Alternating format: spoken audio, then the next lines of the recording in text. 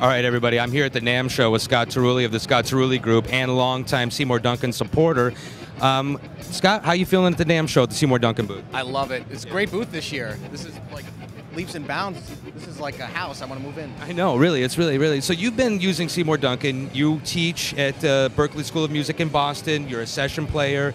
You play a lot of guitar. You play with a lot of different players in a lot of different situations, and you have been a longtime supporter of the company. What do you like most about Seymour Duncan, the product, the vibe? What's most important for you to stick using Seymour Duncan products after all these years?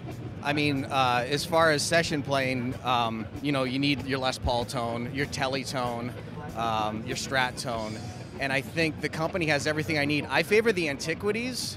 I think they're spot on. I have a 50s Telly, which I have the Antiquity 50s, and a 60s Telly with the Antiquity 60s. I basically pulled out all of my pickups, and there's Duncans in all of my guitars. I think there might be one or two that are stock, like my vintage ones.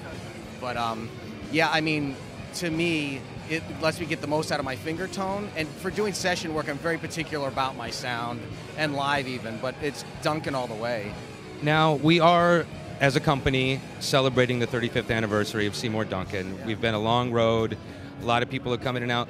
But being a Seymour Duncan supporter, do you have like a special memory, or do you remember the very first time you played a Seymour Duncan? Do you remember what really made it special and kept you coming back and kept you sticking with us? I don't remember what the first Duncans I have, but I remember buying the Antiquity Strat pickups, and I installed them and I tuned it down a half step, like to get the Hendrix thing.